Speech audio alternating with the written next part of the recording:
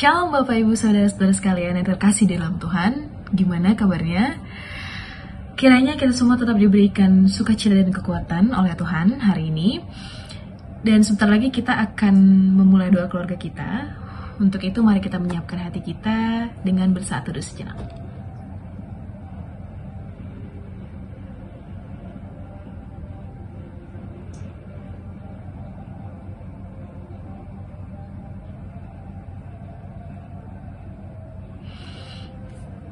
Ya, mari Bapak, Ibu-Ibu, dan Saudara-saudara yang terkasih, kita bersama-sama memuji nama Tuhan dari PKJ 270.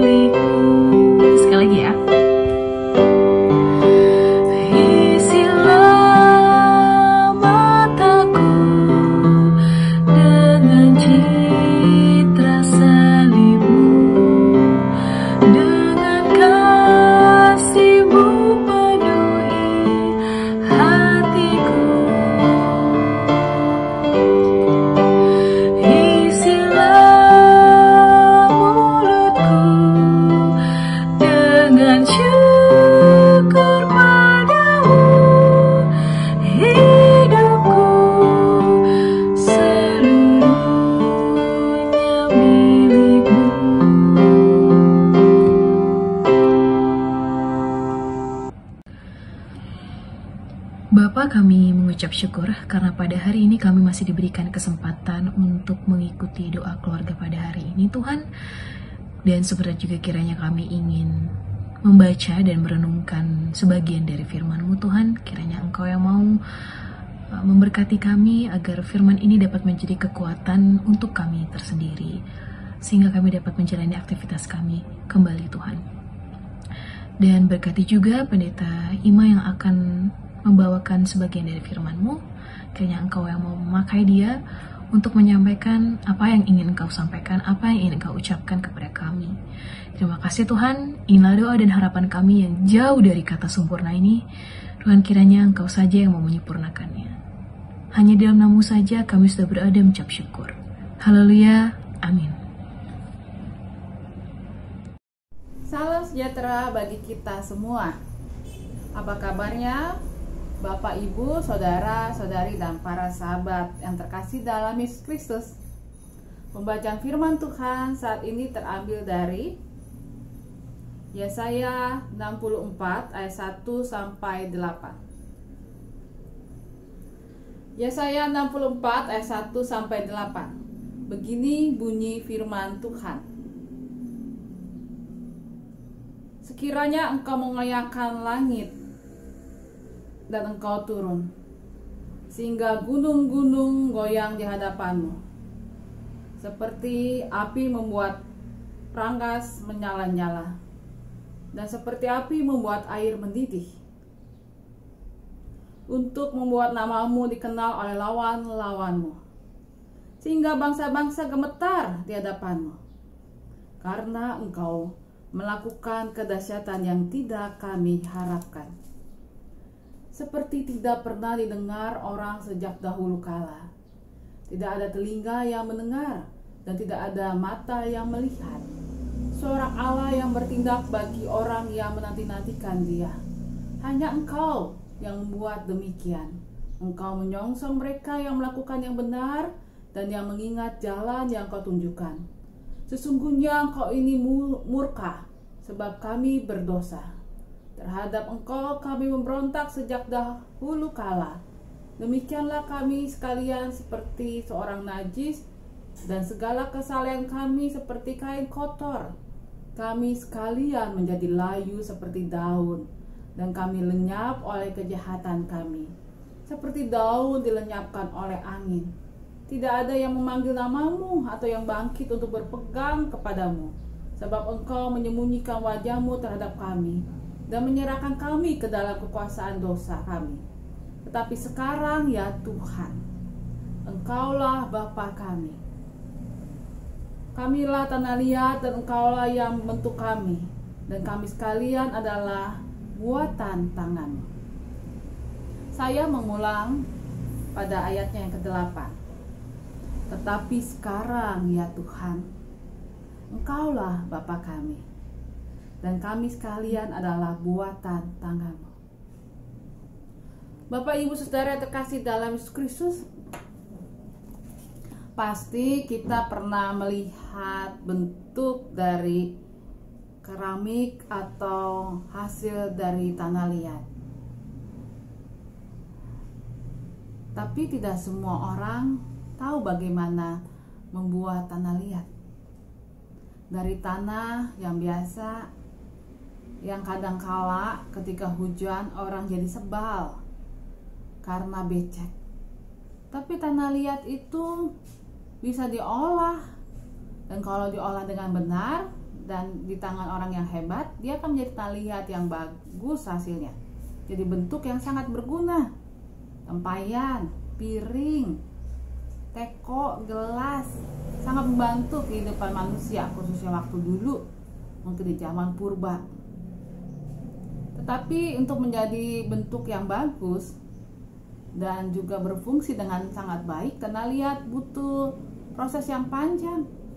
Dia harus mau dicongkel-congkel karena harus dibersihkan dari batu-batu atau barang-barang kotor yang lain yang tidak terpakai. Dia harus mau diinjek-injek, dilempar, dipukul-pukul. Dia juga harus mau kemudian dibasahi. Dia juga harus mau dibentuk ketika dia sudah lentur, sampai akhirnya dia harus mau dibakar dan kemudian dicat kalau mau mempercantiknya. Saudara, semua proses itu tidak menyenangkan. Kalau kita bilang kita ini adalah tanah liat, maka bayangkanlah proses yang kita alami. Kita bisa dicubit-cubit untuk membuang kotoran kita. Sakit? Ya. Mungkin itu proses untuk membuang kotoran kita, keegoisan kita, nafsu kita, kemarahan kita, luka batin kita, masa lalu kita, kebodohan kita, dosa-dosa kita dibuangin. Kita juga bisa kemudian hidup seperti tekan-tekan, diinjek-injek, seperti tertindis dan tidak memiliki kebebasan, lelah, terhimpit. Tapi mungkin itu maksud Tuhan untuk membuat kita jadi lentur, tidak gampang kering, dan membuat kita jadi kuat. Atau kemudian kita sudah berusaha dan lentur, dan banyak pelayanan dan segala macam, kita masih terus harus dilenturkan sedemikian rupa. Tetapi di tahap ini yang menentukan adalah pengrajinnya. Kalau kita tanah liat, maka yang menentukan akan jadi bentuk apa kita adalah Tuhan. Si tanah liat gak akan bisa protes. Kalaupun protes percuma, karena si perajin sudah punya konsep di pikirannya, dan pasti itu adalah bentuk yang sangat bagus dan akan sangat berguna. Begitu juga dengan kita. Selalu ada rencana Tuhan yang luar biasa untuk membuat kita kelihatan mulia, tetapi terlebih untuk membuat kita berguna, jadi berkat dalam kehidupan ini. Karena itu, lenturlah kita di hadapan Tuhan. Kita boleh protes, boleh, tapi protes itu tidak berguna, saudara. Kita boleh mengeluh, boleh, tapi keluhan itu tidak berguna, karena Tuhan punya kewenangan. Kalau kita mau protes dan tidak mau, boleh, tapi akhirnya tanah liat itu akan dibiarkan atau dibuang. Ujung-ujungnya buat apa? Gak berguna, karena akan kering dan hanya akan menjadi batu yang tidak berguna. Begitu juga dengan hidup kita. Dan setelah itu kita akan dibakar, dimurnikan, dikeringkan, bisa dibakar oleh api atau dibakar di bawah sinar matahari. Dalam hidup kita akan berhadapan dengan banyak tantangan, kepanasan, kemarahan, luka, respon orang yang tidak baik, segala macam. Tapi itu adalah cara Tuhan untuk melatih kita, bukan? Pengalaman-pengalaman hidup, kesakitan, kesedihan, kita seperti ada dalam kehidupan yang terik. Tapi itu adalah cara Tuhan membuat kita menjadi kuat, kering, dan tahan banting. Bukan kering kerontang, tapi kering untuk jadi tahan banting. Dan gampang bocor, dan gampang juga pecah. Saudara, semua yang terjadi dalam hidup kita, walaupun seringkali terjadi karena pilihan kita, tetapi kalau kita punya kerendahan hati seperti tanah liat yang mau dibentuk Tuhan, tidak ada yang percuma. Sekarang kita sedang berjuang, kita mengalami kelelahan, istirahatlah. Kita mengalami kesedihan, menangislah. Kita mengalami kemarahan, marahlah. Tapi bataslah waktu dan jagalah hati, pikiran, dan jiwa dan hidup kita agar terus lentur untuk Tuhan, agar terus mau punya kerendahan hati untuk dibentuk oleh Tuhan, agar mau terus tetap ada di tangan Sang Penjuna. Siapa dia? Tuhan kita Yesus Kristus. Amin.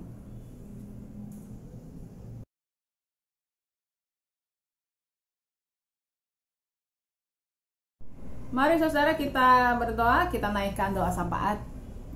Yuk, kita berdoa. Kami bersyukur sekali untuk hari yang sangat luar biasa. Tidak pernah berkesudahan kasih setia Tuhan, tidak pernah berkesudahan kekuatan dan kelembutan, juga kehangatan cinta kasih Tuhan mengalir di mana Tuhan membentuk kami. Tuhan Allah dalam Yesus yang luar biasa, berkati kami dan urapilah kami ya Tuhan, supaya setiap kami boleh terus setia kepada Tuhan di masa sekarang. Kami berdoa ya Tuhan untuk setiap jemaat Haditolan, keluarga kami yang sekarang ini sedang berjuang karena sakit. Kau berkati dengan kekuatan hebat dari kasih Tuhan mereka yang sedang dalam proses penyembuhan untuk COVID-19 dan juga penyakit penyerta yang lain. Kiranya Tuhan kasih kekuatan penghiburan, kesabaran, dan seluruh keluarga. Ketika kami juga mendengar saudara kami sedang terpuruk dalam pekerjaan, Tuhan berkati mereka dengan penyertaan dan kasih Tuhan. Ketika mereka sedang berjuang dalam rumah tangga mereka untuk belajar mengampuni, memperbaiki diri, bahkan keluar dari luka batin mereka dan menjadi manusia yang mau diubahkan Tuhan, menjadi manusia yang mulia dan menghadirkan kasih Tuhan, urapilah mereka. Tapi di atas semuanya itu kami mohon Tuhan, baruilah kami dan urapilah kami. Berikan kami kepekaan, mata yang peka untuk melihat, telinga yang peka untuk mendengar, dan mulut yang peka untuk memperdengarkan kasih Tuhan. Ketika kami melihat hal yang tidak baik, biarlah kami juga boleh hadir untuk menjadi orang-orang yang menghadirkan kebenaran kasih Tuhan, dan baharui kami untuk menjadi sahabat, untuk boleh merangkul dengan kasih dan saling menopang. Tuhan, kami berdoa untuk setiap orang yang bekerja melayani Tuhan di dunia kesehatan, dunia keamanan, di politik dan tengah masyarakat. Baiklah kami bekerja seperti menghadirkan kasih Tuhan dan bagi Tuhan, supaya apa yang kami lakukan yang terbaik bagi Tuhan. Berkati tenaga kesehatan, berkati aparat akan menjaga negara ini, dan berkati kami rakyat Indonesia untuk selalu berjuang menghadirkan kasih Tuhan. Proses vaksin juga Engkau sertai Tuhan, agar vaksin yang boleh dihasilkan dan diberikan adalah vaksin yang baik, yang benar, dan bermutu. Kami berdoa ya Tuhan untuk saudara kami yang berulang tahun. Kami berdoa untuk Florensa Rosani Boru Purba. Kami berdoa untuk Mona Lisa Eden. Kau berkati ibu saudara dan saudari kami ini Tuhan, dengan penyertaan dan kasih Tuhan dalam kehidupan mereka. Tuhan sertai mereka dengan hari-hari dalam kesehatan, hikmat, dan berkat-berkat Tuhan beserta keluarga. Tuhan Yesus yang sangat baik, inilah doa kami, dalam Yesus kami berdoa. Amin.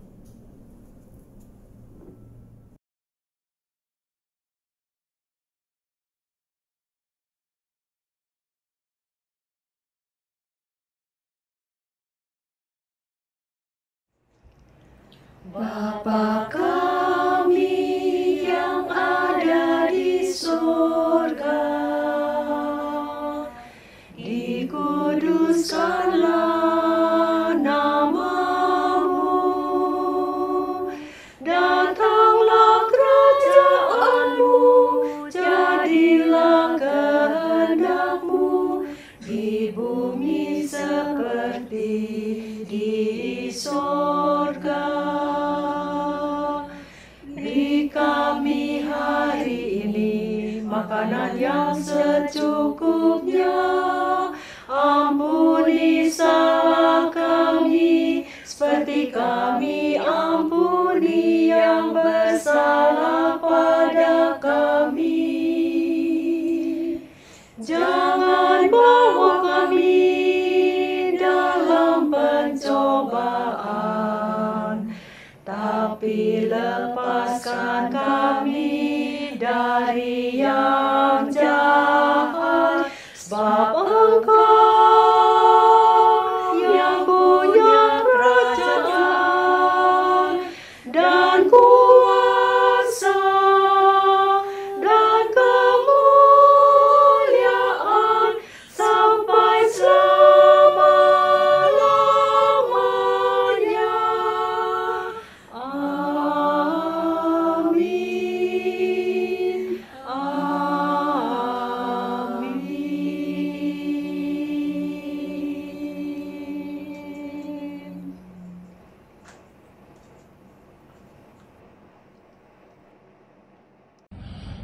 Bapak, Ibu, Saudara-saudara yang terkasih dalam Tuhan, kita akhiri doa keluarga hari ini. Kiranya firman Tuhan yang kita renungkan pada hari ini senantiasa menjadi penerang setiap langkah untuk menyatakan kasih Tuhan dalam kehidupan kita. Tetaplah bersukacita untuk mewartakan kasih-Nya. Mari bersama-sama memuji nama Tuhan dari NKB 167 bait 1 dan yang kedua.